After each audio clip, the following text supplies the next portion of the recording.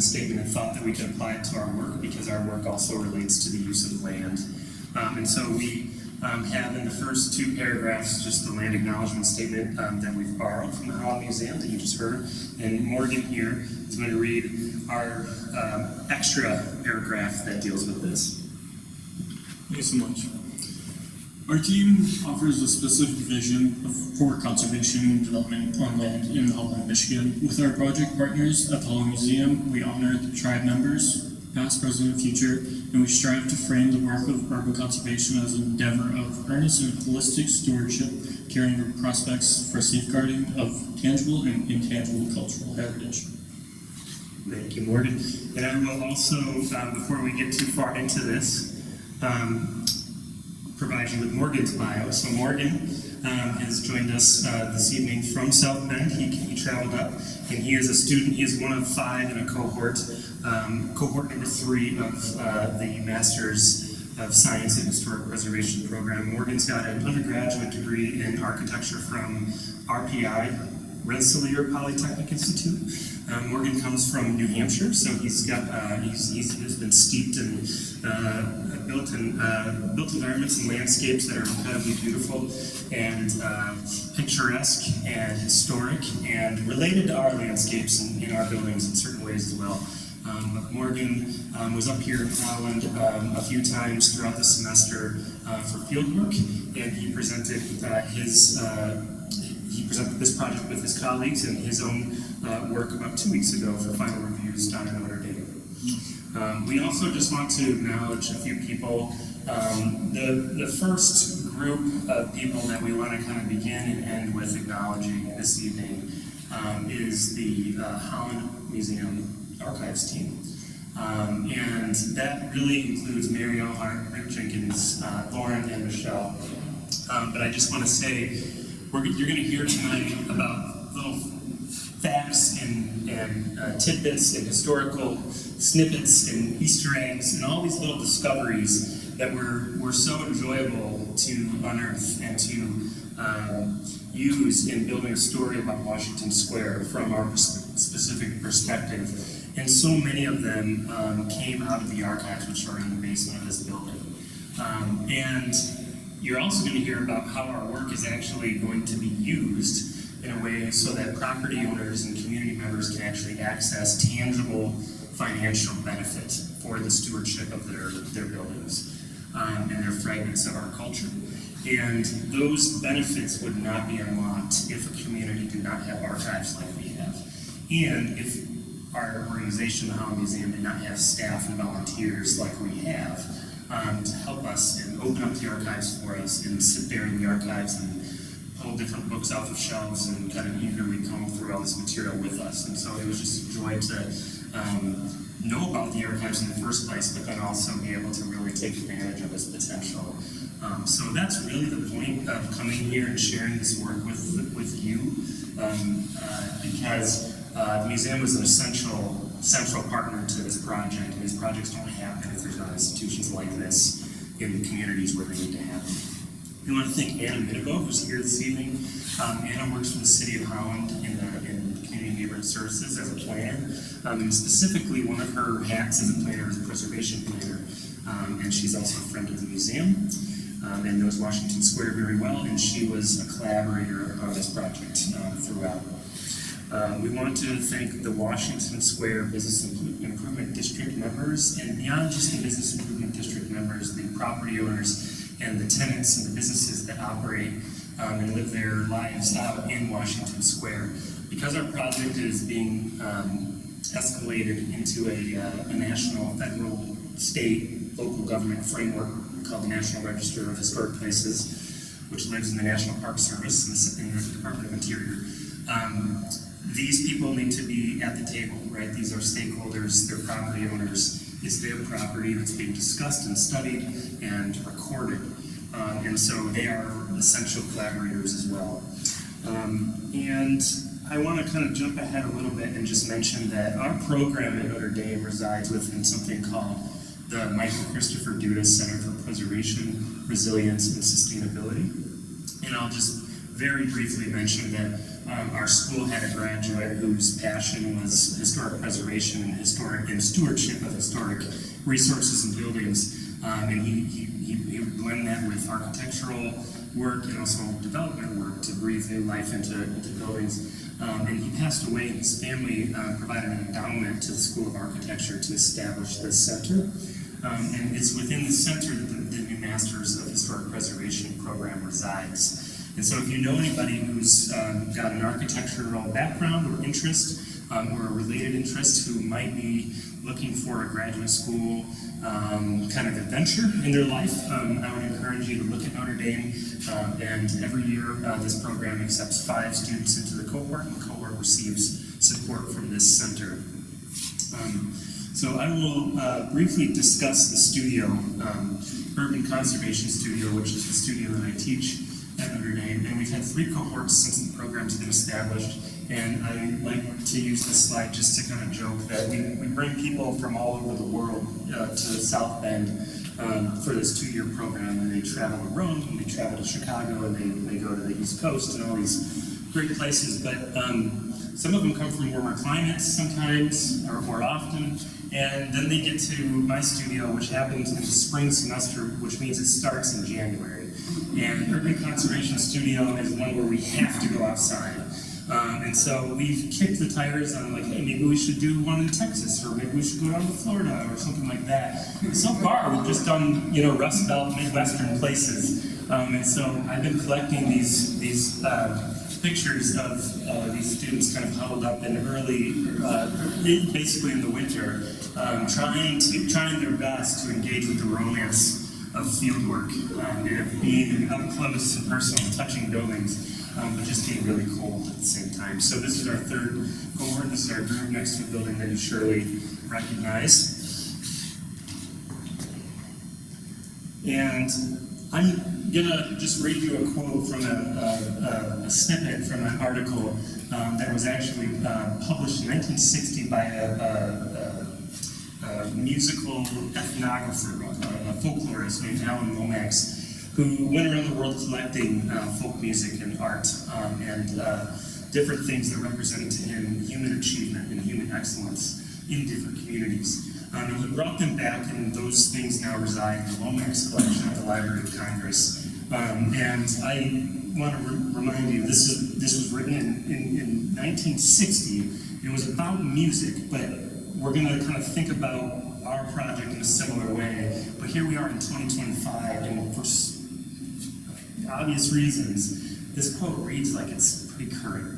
So, every smallest branch of the human family at one time or another has carved dreams out of the rock on which it has lived. True and sometimes painful dreams, but still wholly appropriate to their particular bit of earth.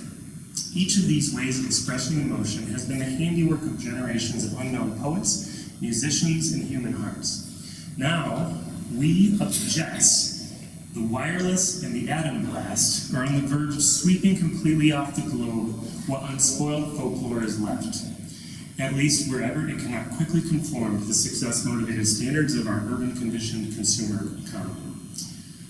What was once an ancient tropical garden of immense color and variety is in danger of being replaced by a comfortable but sterile and sleep-inducing system of cultural superhighways with just one type of diet and one available kind of music. It is only a few sentimental folklorists like myself who seem to be disturbed by this prospect today. But tomorrow, when it will be too late, when the whole world is bored with automated, mass-distributed video music, this is the punchline right here, our descendants will despise us for having thrown away the best of our culture. Okay? And so, how does that relate to our project and our work as urban conservationists? And I want to put this picture in your mind. This is just a big suburban sprawl corridor that you could imagine outside of any American community. This one happens to be outside of South Bend, but I could have told you it was outside of Kentwood, or was Kentwood, and you would have believed me, because they all look the same, right? And when we compare that to the way that we used to make places, where there was a human scale and there was craft, and it might not even been a high design, high style situation. It might be something very humble. like Alan Lomax went into these places and found human excellence, we could find wisdom, we could find human excellence in the makeup and in the design of places like this. And so that brings us to a place that's not high style, and it's not downtown, but it's Washington Square. It's kind of a mini downtown, and it's a very casual, but a very lovely little moment of urbanism in our community. And I just want to tell you one very quick anecdote. I don't know how factual it is in terms of the specific details, but this is how the story was told to me. About 8 or 10 years ago, the Sappy paper mill in Muskegon, which is about 120 acres on Muskegon Lake, was purchased by a group of investors that were going to develop it. And they brought in probably the foremost urban design and planning firm in the world. That's certainly up there, top shelf in this country, out of Miami. And the group came, and it was probably the first time in West Michigan. And they were looking at a regional map, and they were looking at communities in West Michigan because they were probably trying to get the lay of the land. Like, what's this place all about? What are the local placemaking norms of this place? And they were looking at a map of Holland, and somebody caught Washington Square on the map and said, "What the heck is that? What's that doing there?" And these are urbanists, professional planners, urbanists, and architects who study this stuff every day all over the world, and it caught their eye. And they said, "We need to go down there and look at that." Now, they probably visited downtown at the same time, but there's something about the intactness and the purity of this particular place that caught somebody's eye. And, I think that's something that, sticks with us when we think about the square and the specialness and the dignity of the square. I'm not going to dwell on this slide other than to just read this paragraph here, which provides a slight kind of different perspective on the idea of urban conservation and cultural safeguarding and those topics from an international perspective. So this was from an assembly in a document that was written in 2011 called the Valletta Principles. By the International Council of Monuments and Sites. And it's just historic towns and urban areas are spatial structures that express the evolution of a society and of its cultural identity. They're an integral part of a broader natural or man-made context, and the two must be considered inseparable. Okay, so that idea of considering them inseparable is important to how we think about places, but also the culture that sort of resides and sets up in those physical places.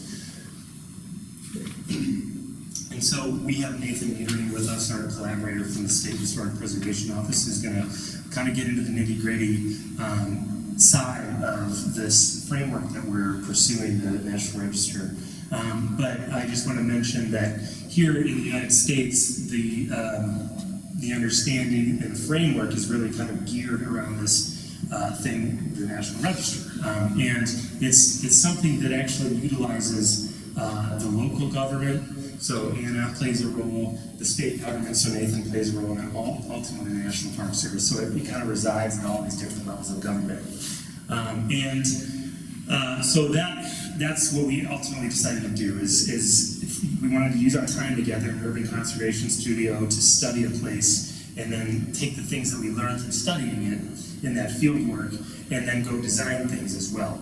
But the way that we were going to study it this time was to go through the National Register project. And so that puts us here in the archives at the Holland Museum. So this is a picture of our group downstairs in the dungeon with a 1926 beautiful, colorful map, a Sanborn insurance map from 1926, combing through that map and looking at the historical development. I just want to also mention, Mary came in on a Saturday to spend like 5 or 6 hours with us. So that's the kind of sweetheart Mary is. Okay, so now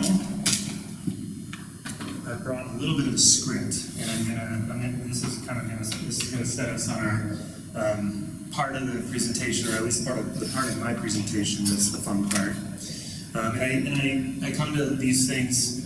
And I assume that you're museum people, otherwise you wouldn't be here. So we can get into some of the nitty-gritty and share some of the discoveries in some detail with you. Remembering, that part of the theme of tonight is some of these things that are really cool came out of the archives. Okay, so I'm going to, because one of the main deliverables of our project is this National Register thing, this nomination, I'm going to read a selection out of our document. It's in draft form right now, so it's not been run through the whole process yet. But I've pulled snippets out, not short snippets, but fairly substantial snippets that Morgan is going to be helping me with. And actually, Morgan, the other thing you can do is as we progress through some of the pictures, if we're talking about specific details, feel free to walk over here to point them out, or use the mouse to point them out. But I'm going to read selections from this document, okay? So this is our group work of the 5 students, myself, and the extended team. So, nestled along Washington Avenue in Holland, Michigan, Washington Square has long been a vital center for commerce and community life. Known for its walkable setting, the square has remained a cherished center of commercial and social activity for local residents since its first building was constructed in 1911. And there it is. Offering a now rare degree of neighborhood identity and genuine functionality. Now, okay, more than just a marketplace, Washington Square embodies the history, identity, and cultures of its surrounding neighborhood, and thus more broadly, stands as a living example of the traditional vocabulary found within the urban neighborhoods across Holland. Washington Square is comprised of 13 buildings, lining, yeah, I'll tell you when yep. So go, yeah. Actually, I'll advance this, and then if you want to point at the details, that'd be perfect.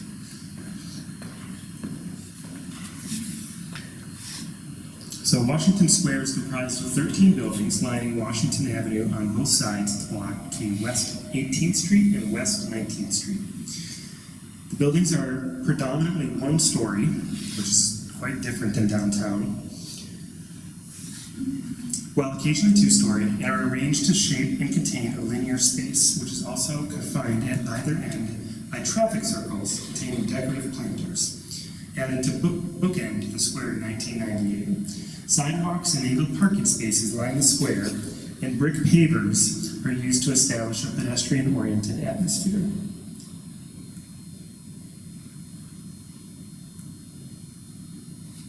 In the vicinity of what is now Washington Square, development began with a slow start. In 1850, Peter Salzman purchased 20 rural acres from the city's founder, Albertus Vinralty. Salzman owned the property until 1870, when it was purchased by Edward Boltwood.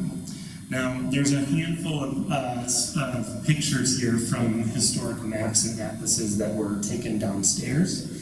So here is the original 20-acre parcels that Salzman picks up from Vinralty, and here is a 1876 map, and the location of the square, kind of with respect to the broader city of Holland, and you can see in there the platted addition is labeled, so the owner's name is labeled, and then this is an 1870s. Yeah, this is frozen, but this is advancing. Yeah, it touch the screen. Ah, this one? Is this freeze button? I think it's while you're at it, I can hit the full screen button. I'd be happy to try that. It's easier to advance them in the way that I'm advancing them if I kind of go back and forth, but we can certainly try that.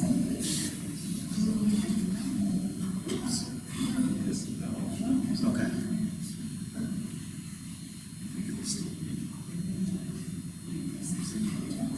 So this is just this will work. Yeah. Okay. So here is 1876, and you can see this is So more you want to point out that was called Boltwood and Harrington's addition to the city of Holland, and it's bigger than Washington Square, but it includes what now became Washington Square, and. Here's another map. This is 1893. This is the key map for the Sanborn Insurance map of 1893 that shows the location of the square. And the square is not quite making the cut yet. It's still on the outskirts of town. And it wasn't developed. It was platted at that point, but it wasn't developed, so the Sanborn folks didn't go that far yet. And then here it is in 1897 with the Boltwood and Harrington platting. Zoomed in a little more. Now, yeah. So in 1897, a historical atlas of Ottawa County still listed the area as part of Boltwood and Harrington's addition. And an early platting suggests an urban neighborhood development there. So you can see them platting it out, slightly larger parcels than right in town, but they were chopping it up and going to sell it for development. By 1902, though, the area was sold and replatted as the Steckity Brothers addition to the city of Holland, which featured a refined platting scheme and circulation framework. In 1911, improvements to First Avenue, which would eventually be renamed Washington Avenue and become the spine of Washington Square, were initiated by the City of Holland's Common Council. Humble and incrementally deployed urban fabric would begin to follow. So this is 1916, and we see that something has started to happen in the square. We have 434, which is Minute Mart, and then we have one more building by 1916. So once development starts, our studio, our team, broke the development up into periods of development, broken up into 4 periods of development. So we will start with the early period of development. Buildings of the early period of development, which is from 1911 to 1922, enabled the square to emerge from simple lines on a platted map, which we just saw, to a physical place of commerce. These buildings were basic and vernacular in design and construction. One of the remaining visible examples from this period is a corner store at 434 Washington. That's Minute Mart. It was constructed largely in 1911 and is clad in horizontal wood clapboards and trimmed with contemporary materials, so recently reclad a little bit, replicating decorative carpentry, details which can be readily observed within contemporary domestic buildings within the neighborhood, city, and region. So preservationist and independent scholar Ellie Beasley affirms this common tendency that these corner stores have. She does this in her extensive study of the building type, the corner store building type that she did for the National Building Museum. A corner store, she says, usually combines commercial and residential characteristics. And we might pause and think about why that would be. One theory could be that it's because someone lives there, so it is a domestic building, right? Yes, there's something being sold out of the main floor, but there's a house upstairs. Another reason could be that it's because it's surrounded by other domestic buildings. And one of the other things that Beasley says is that the corner store nourishes the houses around it. So maybe it's a little bit of both. Okay. During the early period, development practices reflected limited resources, and growth was carried out through modest incremental steps, such as in 1912, when Peter Moss, the proprietor of 434 Washington Avenue, sold the southern third of his newly acquired land to Harry Dornbos, who built a small meat market there. Okay, now you can definitely point out some features on this one because Morgan studied this building in great detail. The major period, from 1923 to 1941, the major period of development, we will start here. So in 1927, First Avenue, the street where Washington Square is now located, was renamed to Washington Avenue. Apart from the avenue's renaming, evidence confirms that the place was locally regarded as a square. A 1929 dedication and celebration event used the term, and by 1936, the shop at 442 Washington Avenue went by Washington Square Shoe Store. The role of emerging 20th century technology within American life also began to bear on the square.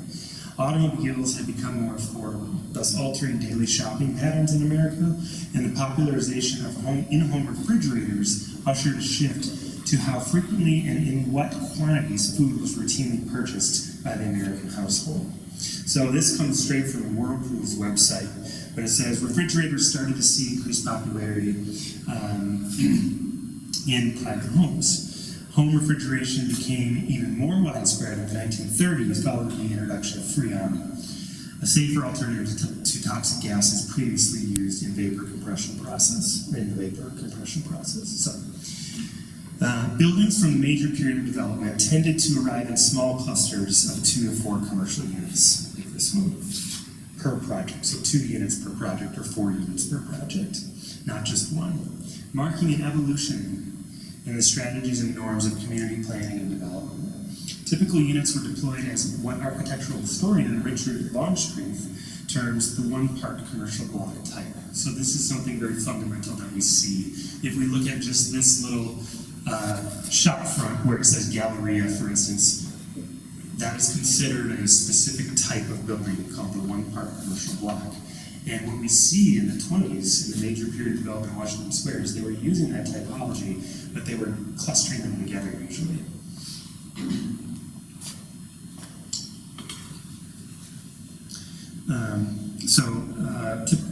So their clustering allowed for important advantages. Units could be individually leased or sold, or instead combined into larger commercial spaces depending on tenant needs. So think of the Biscuit today. It's 2 of these one-part commercial block types, but they're connected, and you go in and you can sit and have breakfast on either side, basically. Merchant Hall, similar thing. While efficiencies within design, material procurement, and construction could be leveraged this way. Unlike the square's earlier buildings, these buildings received brick cladding, and they share common character-defining elements, such as masonry piers,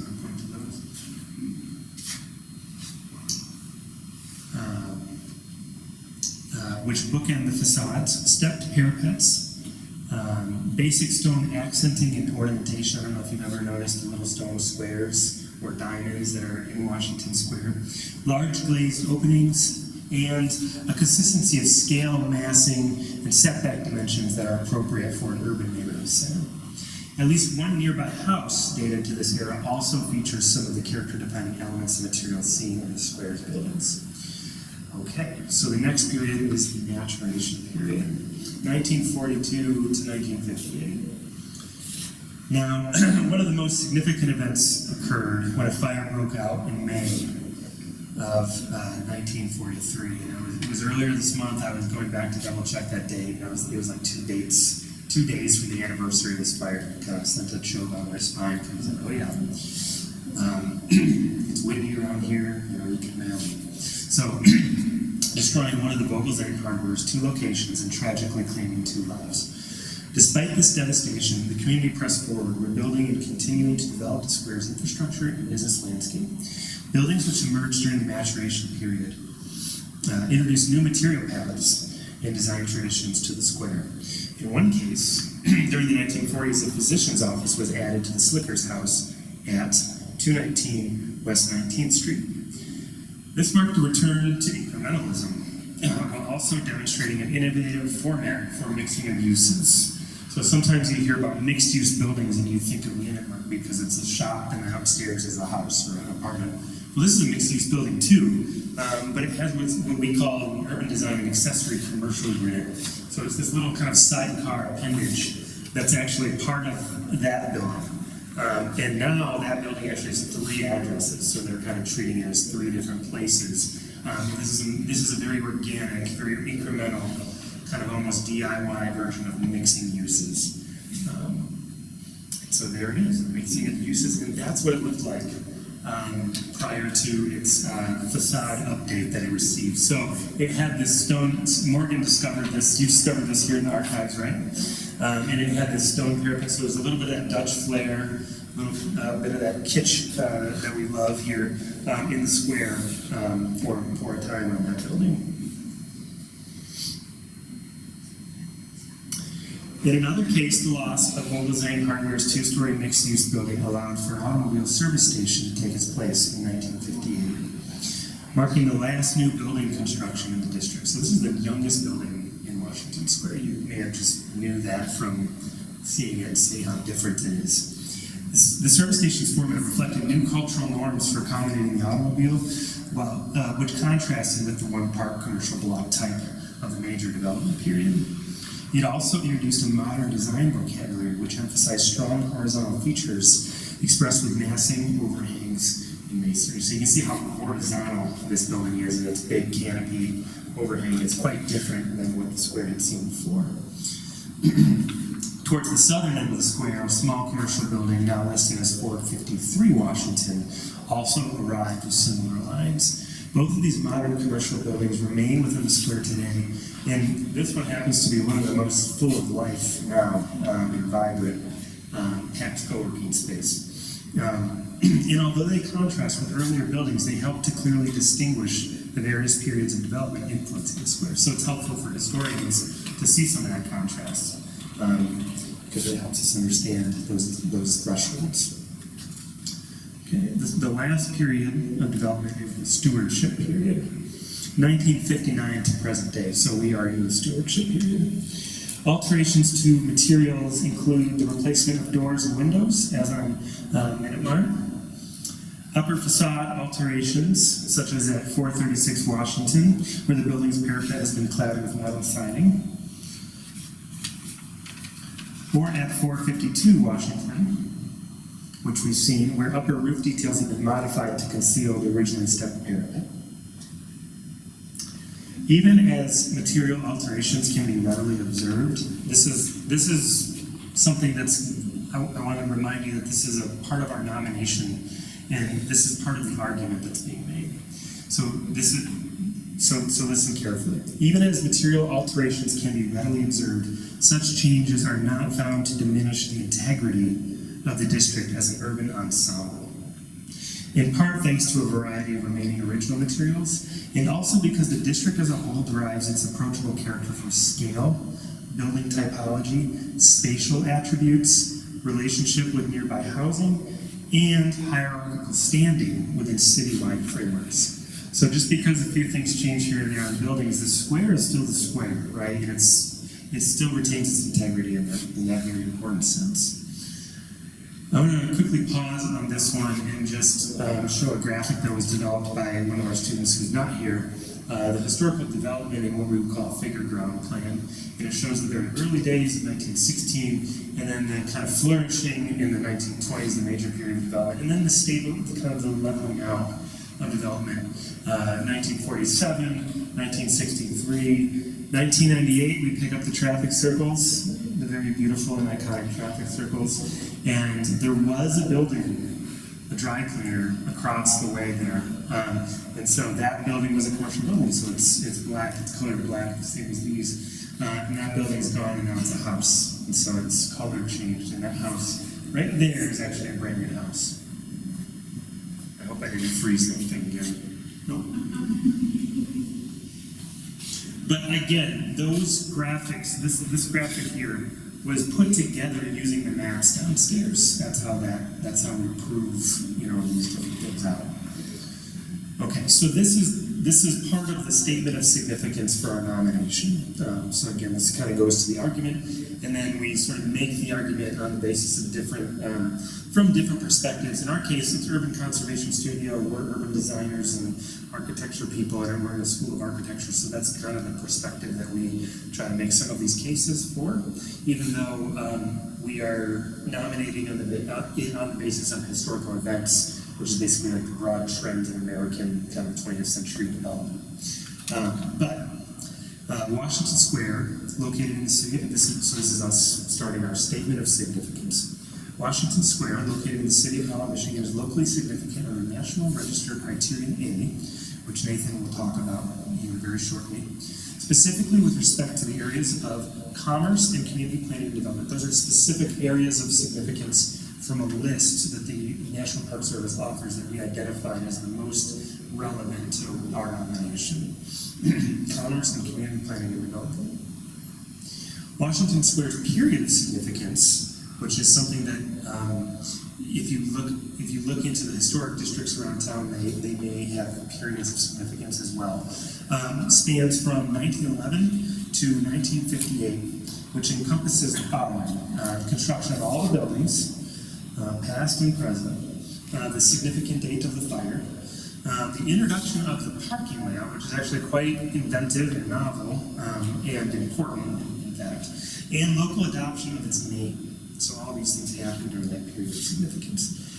Washington Square serves as an intact and comprehensive example. So this is us starting to step a little bit more into the urban design theory. Washington Square serves as an intact and comprehensive example of a walkable neighborhood center.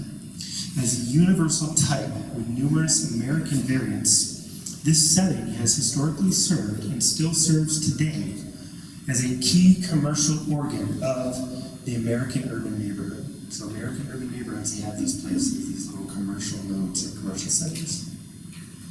In this specific case, the square is further expressed and understood through local and regional placemaking sensibilities, like that step parapet or maybe those traffic circles. And it is unique among its contemporaries in terms of form and resilience, thus carrying important insights for future development. So we don't just care about preserving this thing, we care about preserving the know-how to make more of these things.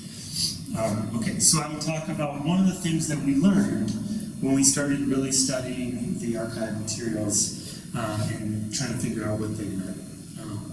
And that is the lot rotation. This was like an event that happened that turned out to be quite important, even though, maybe it wouldn't seem so just when we chanced upon this detail, but it was. So the lot rotation, by purchasing 2 north-facing parcels of the Steffany Brothers edition of the city of Holland, Peter Mouse, the first owner, the person who built the Minute Mark building, by purchasing 2 of them, he gained the flexibility to rotate the lot and keep enough depth to build a building that faced east. So the parcels faced north. The Steffany Brothers platted them out, facing them north. They just went cookie cutter across the whole thing and made them face north and south. He buys the parcels, and the parcels kind of get rotated so that those parcels would face east. It's a big move, actually, because if he hadn't done that, what we have in Washington Square, would there be other commercial buildings that followed suit and faced east into Washington Avenue or faced west into Washington Avenue? With this flexibility, and in the context of the infrastructure improvements that were mentioned before to First Avenue at the time, that Common Council was debating, Maas had turned his lots to face the avenue instead of the cross street, ordaining a framework that the rest of the square would later follow. While the circumstances and motivations surrounding this decision are not fully known, this modest adjustment in orientation represents a literal turning point from which all subsequent site-specific community planning and development events draw their bases. So this figure diagrams the lot and building reorientation process. One of our students actually stepped through this and diagrammed this. Now, we have a bit of cleanup before we turn this into Nathan, but there is an issue on this. This 1911 bubble, it's actually 2 of the lots, not 3 of the lots that are actually highlighted in yellow. So he buys the lots, he puts new property lines down that are running east and west, and starts to think about orienting that way. He builds a Minute Mark building, orienting towards First Avenue. He actually picks up a 3rd lot, and then he's actually got a piece of land that's like a perfect square. And then he slices off the bottom of that square, and he sells it to somebody, Harry Dornbos, who puts a meat market there. Now, it's important that it's a meat market because a corner store needs with it a meat market. Otherwise, he's heading all the way to downtown for meat every day. Okay? So that's the sequence of that. Now, this is the Easter egg. This is the cool thing. And this comes from downstairs, okay? This shows a hand sketch made in the 1911 city tax rolls illustrating the lot rotation process undertaken. So here's Peter Mouse's name in beautiful cursive. Lots 113 and 114 of the Steffany Brothers edition. He buys it from Mrs. P. Steffany. Here's all the other lots she hasn't sold yet, numbered. His taxes just went up. They were all being assessed at a fairly modest rate, and his taxes went up because he just built something.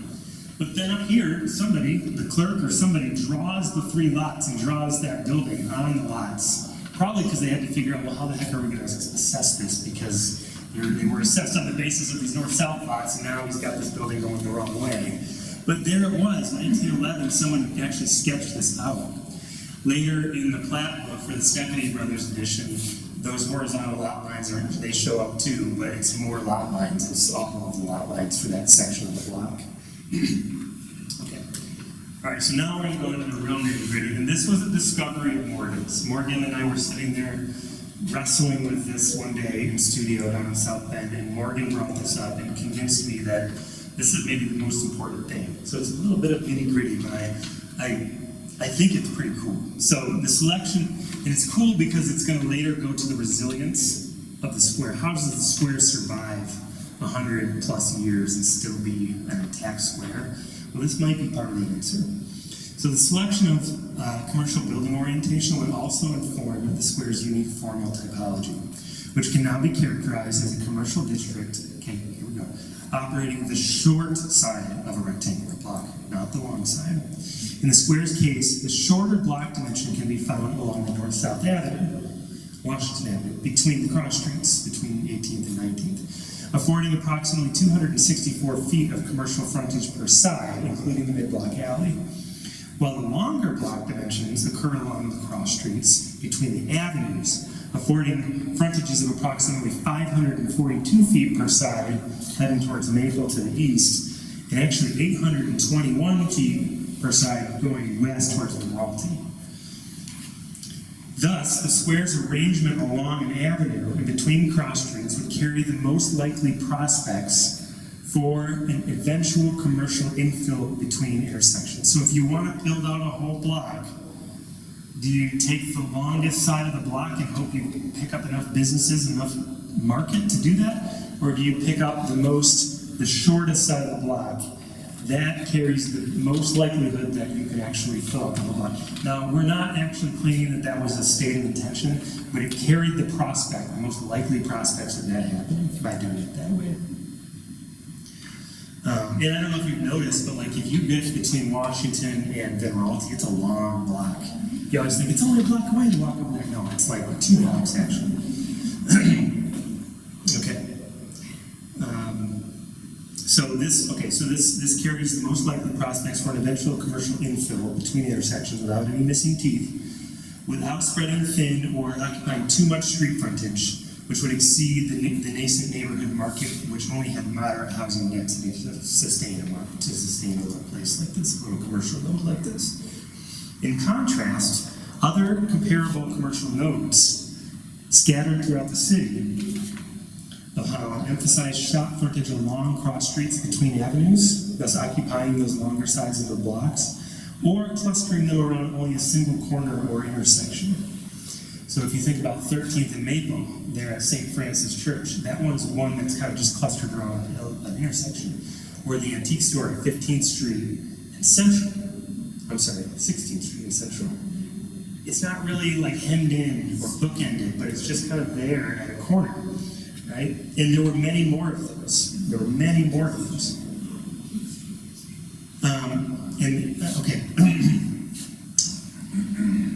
Unlike the square, these resulting forms are open-ended or are required to stretch great distances to fully infill between intersections, implying service to larger markets with greater commercial intensity.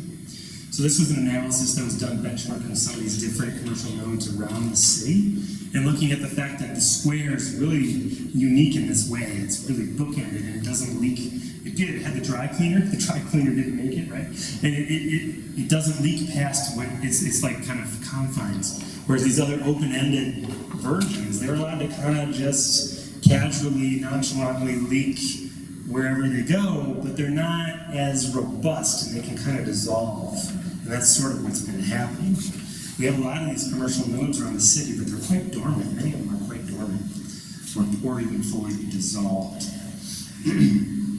This is a comparative analysis that shows that in figure ground, the square is upper left. This is St. Francis, the second one. South River and 10th, and then South River and 16th. This is downtown Holland, so it gives you a sense of the scale of Washington Square versus downtown Holland. The other one is one in South Bend. Okay. By the late 1920s, the trajectory and anatomy of Washington Square also reflected the planning profession's widespread reckoning with the American neighborhood as an element within a citywide system. Clarence Perry's extensive monograph from 1929, entitled "The Neighborhood Unit, a Scheme for Arrangement for the Family Life Community," describes the essential components and a general configuration of a typical pre-World War II American neighborhood, of which many aspects align with the physical attributes of Washington Square, in addition to its surrounding residential fabric. Now, this looks like Washington Square, but it's not. It's just another contemporary commercial node from the 1920s, drawn by the Olmsted brothers, a very prominent firm at the time. Their father designed Central Park and other very prominent landscapes. And it's a roughly similar amount of stores. It's a very similar framework, but this one's in Colder, Wisconsin. But this illustrates kind of the state of the art at the time. So I jump ahead a bit here, and then I'm going to just read the conclusion. This is from our nomination package here. Neighborhood-specific commercial centers like Washington Square play a supporting role on the city stage. In comparison to more economically or culturally important settings, such as downtown Holland, the square is quiet, comfortable, and neighborly. The resulting atmosphere relates to downtown through shared architectural and town-making traditions, but its expression is more simple, in polite deference to the city's core, as well as to nearby public buildings and residential fabric. Washington Square exhibits the foremost hallmark of all enduring urban ensembles. Its whole is greater than the sum of its parts. In the square's case, each individual element participates in and contributes to the urban district from which the neighborhood derives its unique and tangible sense of identity and place. From the ensemble's arrangement, well-defined space as a medium for public life arises, a practical result made possible by the hosting of neighborhood-oriented commerce within an incremental community planning and development paradigm and its associated typologies. At a broader scale, the square serves as just one part in yet another ensemble of connected urban moments throughout the city, but it stands as a living blueprint to demonstrate what such nodes are truly capable of. So with that, I'm going to turn it over to Nathan, and Nathan's going to talk about the framework that he operates with SHPO that our project is making its way through. And then with the time that's left, we're going to turn it over to Morgan, and Morgan's going to present some of the work that followed our National Register package, which had to do with composing new urbanism here in Holland based on the learnings that we had in Washington Square.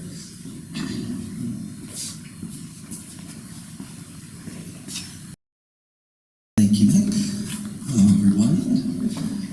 My name is Nathan Niedering. I'm the project coordinator with the Michigan State Historic Preservation Office. I thought it would be helpful to just give a little bit of background about the office, what it does, what it doesn't do, and then how the Washington Square project is working with our office to do this National Register thing. This is probably going to be the most boring part of the presentation, but I'll try to keep it interesting for you because the stuff that comes after is the really cool part. So, we are the State Historic Preservation Office. The word historic or historical is confusing to some people. No one in this room, I'm sure, because you're all museum people and you get historic and historical and why these things are important, but to other people, oftentimes we are confused with the Historical Society of Michigan, the Michigan History Center, which operates the Michigan History Museum. So I'm not going to read all of these things to you, but I'll read the top part because that's who we are and that's important. So the State Historic Preservation Office, or the SHPO, that's the acronym we go by, we are a unit of state government. We're presently housed within the Michigan Economic Development Corporation, which is a state agency.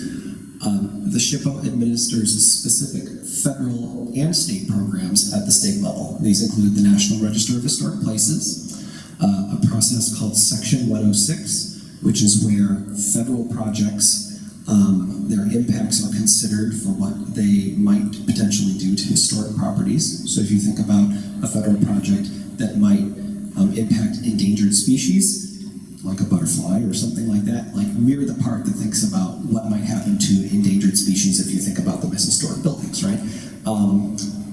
We run a program called the Certified Local Government Program, which is a federal, state, and local historic preservation partnership that the City of Holland participates in. We're also the folks that help applicants apply for historic preservation tax credits. So those are some of the things that we do.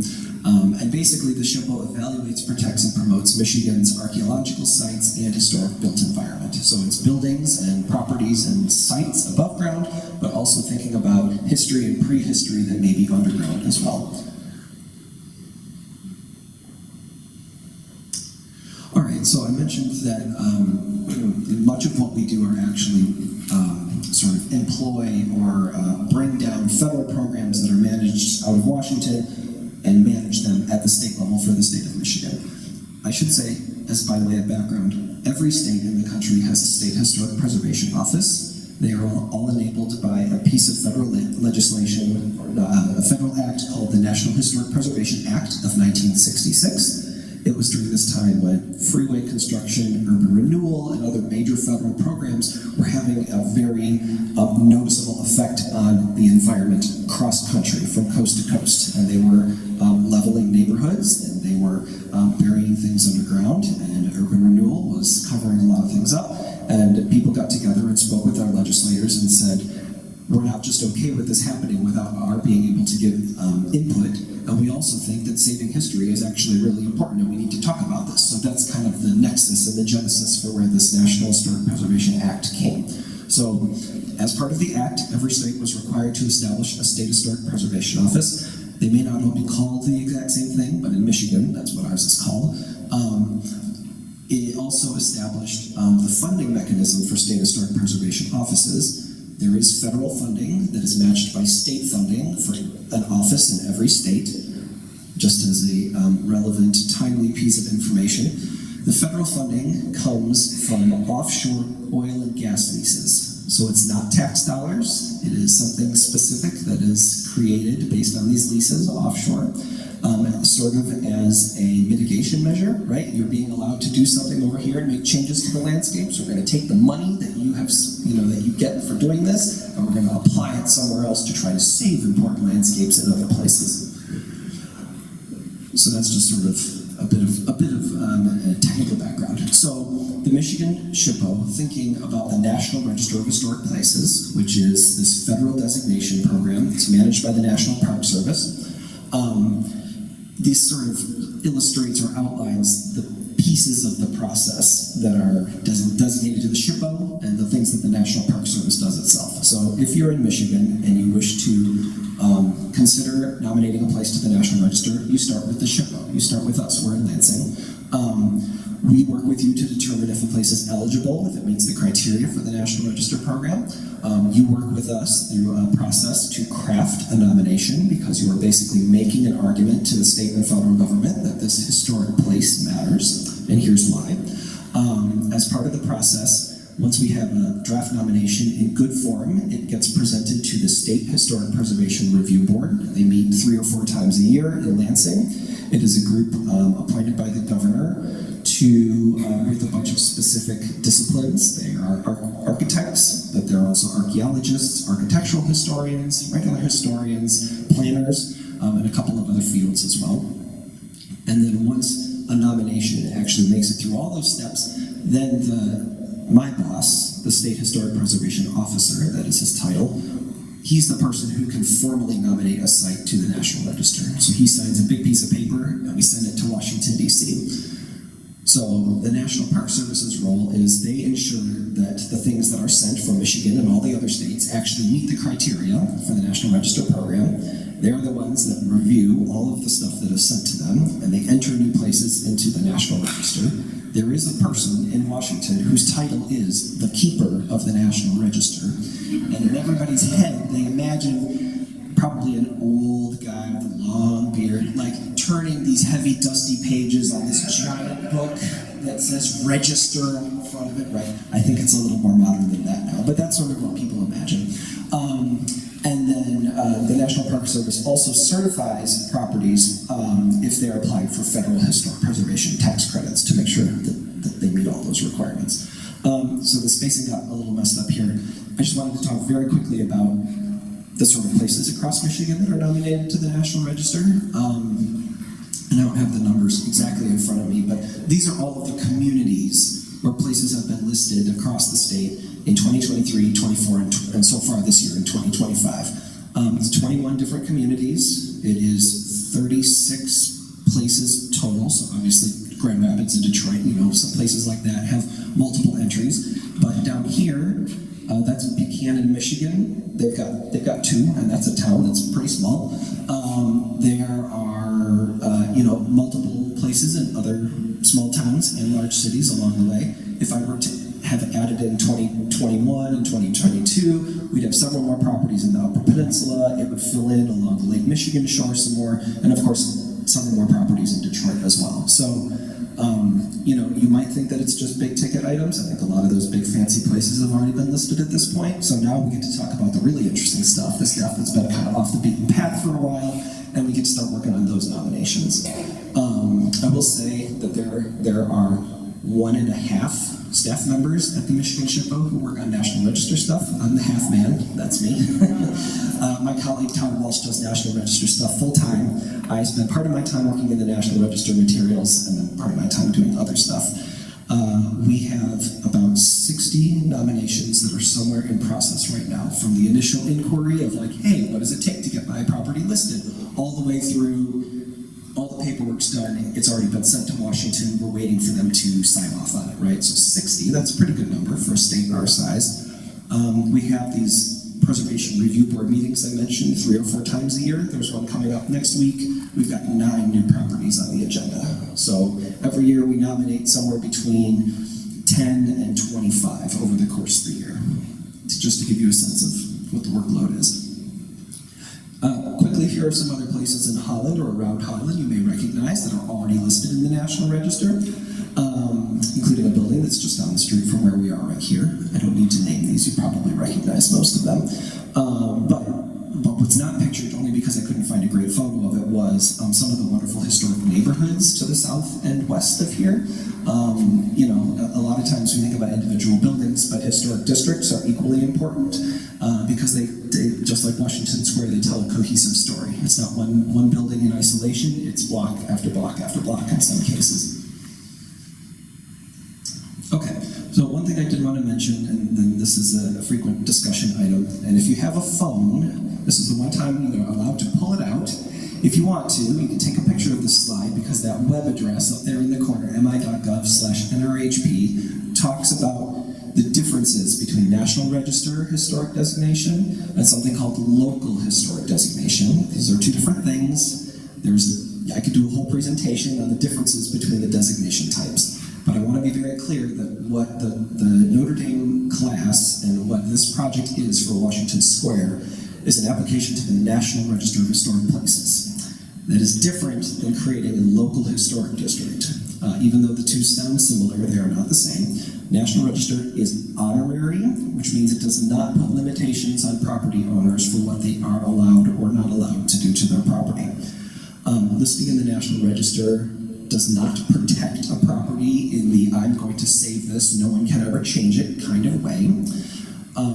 But what it does is it, in a document form, makes an argument to all levels of government, federal, state, and local, that historic property is located here, and here are the reasons why it is significant and important, and it should be taken into account when you're making planning decisions. Really, the National Register, a lot of people think it's a documentation tool, right? Here's where we dump all this history and we organize it, and it can be that, but it's mostly a planning document that says something is here, and here's why it is important and it matters. People thought that it mattered in the past, and you should consider that going forward. You know, 10 years, 20 years, 50 years, at some point 100 years, people can look back on this document and say, look at all this history, here's why it matters. I should also mention that one of the benefits of National Register listing is that property owners then would be able to take advantage of federal historic preservation tax credits, which can offset the costs if you are doing repair and rehabilitation to your building. Local historic districts are another wonderful type of historic designation. Those are the types that do place protections on properties that require proposed changes to go before your local historic district commission. The goal of a local historic district is a little bit different than with a National Register, but many communities decide that that is the goal they want to go for. They want to help preserve the character-defining features and the architecture of a particular place. And in that way, they're able to do things like stabilize property values and sort of create unique destinations where people want to buy houses or want to put in shops, where people want to visit. And sort of as a result of that, yes, the character is maintained and changes are carefully reviewed to make sure they don't do something crazy in the middle of it, but that's what makes makes them special destinations where people want to buy a house or come and visit. So there's a different benefit for a local historic district. I should also mention, though, that in places where local districts are in place, those property owners also have access to preservation tax incentives. And if you go to that website, there will be a document near the top of the screen that says, what's the difference? And it will outline in even greater detail the differences between the two forms of historic designation. It will also tell you what it means if you have a Michigan historical marker on your property. Those are the green and gold ones that have a little Wolverine insignia at the top, because that's a third historic designation type that we don't have time to talk about today. Very quickly, I wanted to just highlight the National Register criteria. Nick had mentioned earlier on that Washington Square would be nominated under criteria A, but I think it's important to quickly talk about all of the criteria. There's only 4, so this won't take long. Criteria A is sort of the broad patterns of history, or people think of it as like historical trends or events. That's what Washington Square will be proposed under. This is basically something important happened here, here's how we document it. Or it might be a really great example of something not that unusual, but it's a good example that still exists today, and that's kind of what Washington Square is, I think. Criteria B is an important person has done, or I should say a person has done something important at this site. So for example, Thomas Edison's birthplace, I don't think is on the National Register, because him being born, it was not special. But Menlo Park, right, where he did all of his inventing, patent work, and all that sort of thing, that's been on the National Register probably since the beginning. Criteria C is, quote-unquote, the architecture one. That's the one most people think of, right? There's something really cool, it looks pretty, it's high style, it's high design. I think a lot of people think of it strictly as architecture, but it could be a specific manner of construction. It could be a certain type of bridge design. All those sort of things fall under criteria C. Criteria D is the one many people don't think about, but it is the archaeology component. So it is, in some cases, places are listed under criteria D that are never actually excavated, but the likelihood of what might be in the ground or the cultural significance to a community, such as a tribe, for example, can be enough to list something under criteria D. Real quick, another place that I showed a picture of earlier is the Diswan Windmill, right? That's on the National Register. It's been there, I think, about 10 years now at this point. Does anyone want to take a guess on what criteria the Diswan Windmill is listed under? There are 2 of them. A and C? Okay, yep. A is one of them. It's listed for its significance to Dutch ethnic history, basically. And also sort of thinking about Holland, Michigan's connection to the Netherlands, right? And sort of that cultural connection and fostering that, because it wasn't always very strong and it kind of was being strengthened at the time. And bringing an actual authentic windmill here was like a visual demonstration of that, but not criteria C. You would think that the design of the windmill would have been part of it, and the nomination does talk about the physical construction and how the mill worked, but it wasn't listed under C. It was listed also under criteria B for Willard Wickers, right? Who was an important person in Holland's history. I'm sure you all probably know more about him than I do, but he was instrumental in communicating with the Netherlands and obtaining the mill and fostering that relationship and other connections between Holland, Michigan, and the Netherlands. And so I thought that was just a really interesting connection that I would not have thought of just by looking at the windmill, that it was nominated for a specific person, and it wasn't the guy who built it in the Netherlands hundreds of years ago, it was the person who was instrumental in bringing it to the United States. So I will close by quickly saying that one of the questions we get in our office in Lansing most often, I mean, there's 3 of them. There's how do I make my property historic? There's do you have money to help me fix up my property? And the third one is where can I do research about my property? And that one is what we're here to talk about tonight. I just want to emphasize that our go-to answer is don't come to our office in Lansing. We don't have a big archive. Start in your local community, right? Go to your local museum, talk to your local librarian. A lot of times libraries are the places where local materials are housed. If you have a university, sometimes they have good collections. If you have a town historian, start in your local community, because all history matters that's local, right? It might be that there is a fabulous collection about some area of interest at U of M or in a major library across the state, or the state library in Lansing. but we always tell people to go to your local resources first because that's where people are going to know the most and are most likely to have the materials that you're looking for. So I was able to join in on a Saturday here in the basement of this museum and watch the students do some of their research with the maps. It was just really cool to see them turning over those big pages of the map books and finding new things and being able to say, hey, we walked around there, here's what it looked like 80 or 100 years ago on a map. And I just want to emphasize that the value of a local history collection cannot be overstated. It is so important, and thank you for supporting that here in the Holland community to make that sort of research available for others. Morgan, is it your turn? All right.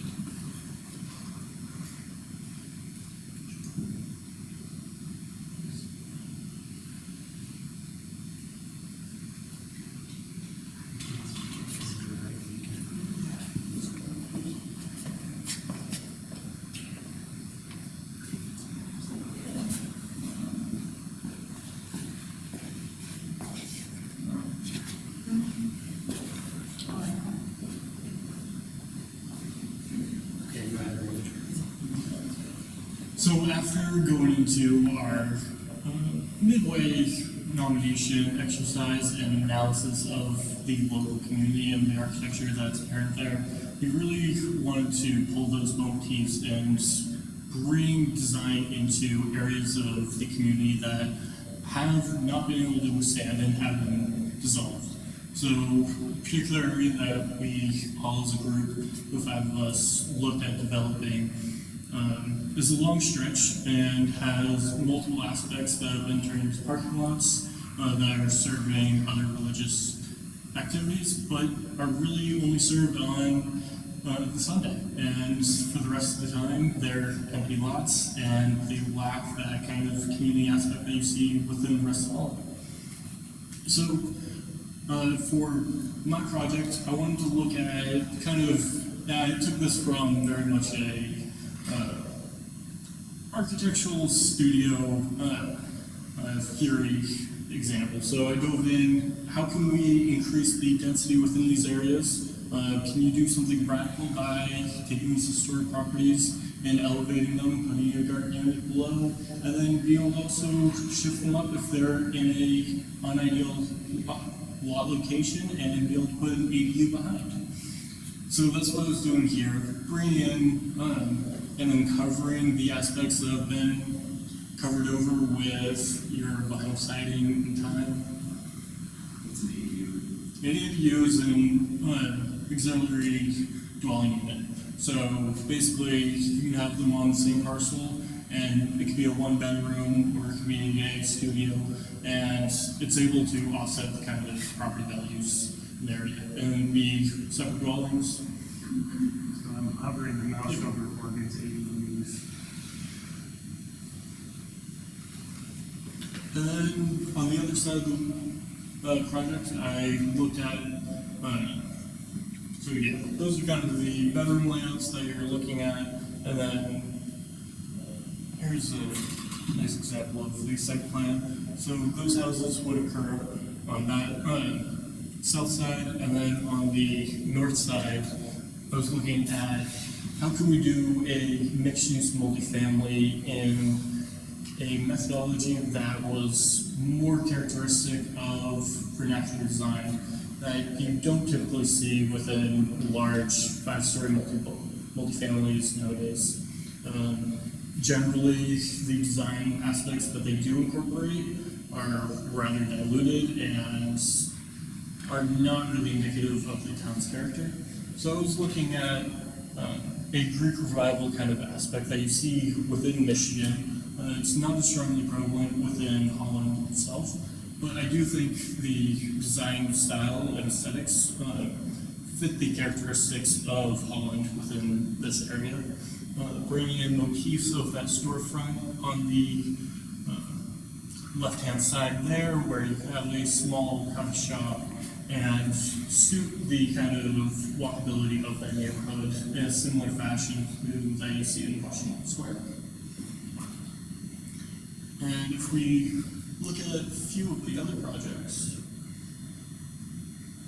and really we went through the studio, really collected all these images of the area to inform our designs, because the design process really needs to be, at the end of the day, a informed design exercise that is recognizing what is already occurring within the area and what is historic and what can we do in our designs going forward.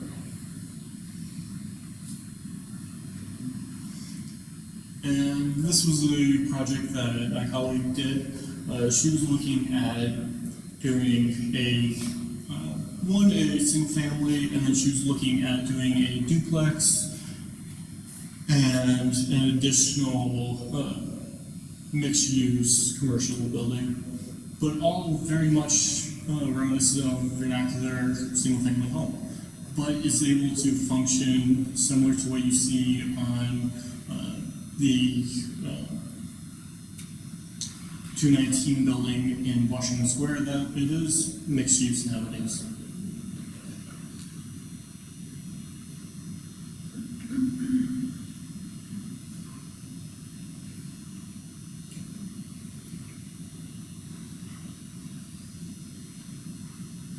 These files are quite large, so they take a minute to load. As you can see with this duplex and other examples within the area, you see the craftsman style that's emblematic there. Keep going. We can look at Bruno's design. He very much was inspired by the Dutch ancestry and style that you see within the town, and he wanted to bring those motifs into his design. One thing to point out on Bruno's is Bruno designed the team traffic circle that would be used at other intersections around town. So it shows up in his projects, but it also shows up in other projects. But could you imagine if the city had more of those little traffic circles like Washington Square? Why can't there be more? Why does Washington Square get to be the only one that has this?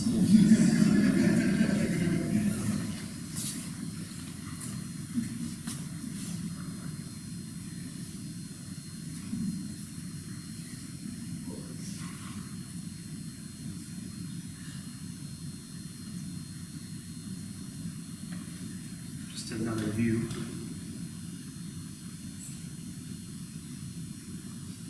Here's the design of the traffic circle.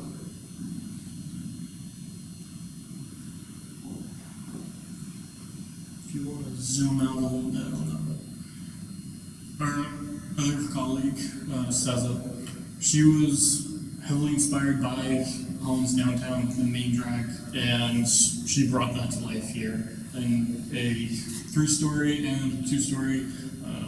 This is it would be a separated building, but is considered one building, and is able to function as residential units above and mixed use commercial on the ground floor.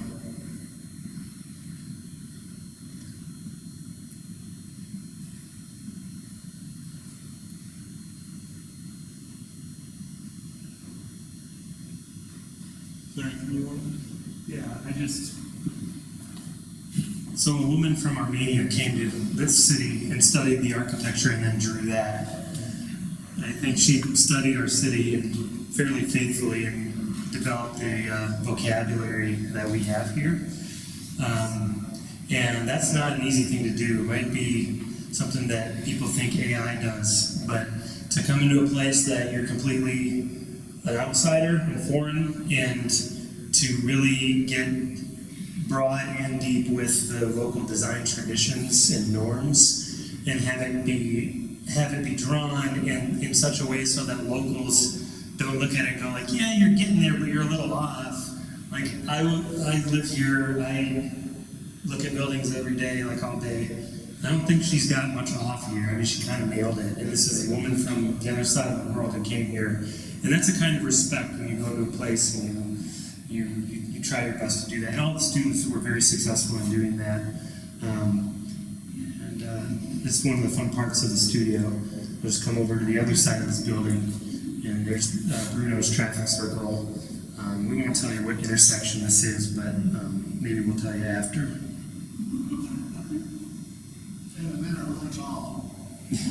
It's Holland.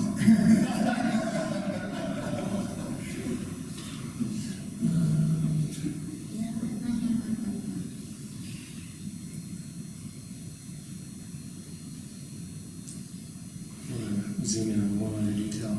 She drew one residential house, and then this is the side of that same building that Morgan was talking about. And I like to zoom in too, because when you look at brick buildings, which we have a lot of really great brick masonry in Holland, it's one of our local specialties, in fact. There's a way to do brick arches where the brick is really carrying the loads versus there's actually steel living in there and the brick isn't really carrying the loads. And she's got all the brick masonry joints really doing their job properly. And that's not just a mechanical structural thing, but it becomes an aspect of the beauty.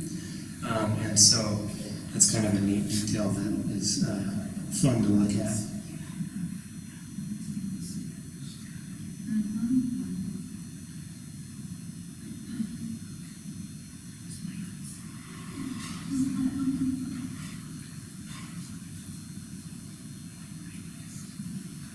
All right, so that wraps up our presentation. Morgan, anything to add? Just sorry that the rest of the team wasn't able to be here. They're off on their internships out in Chicago. Bruno's out in Brazil, so they would love to be here and meet people.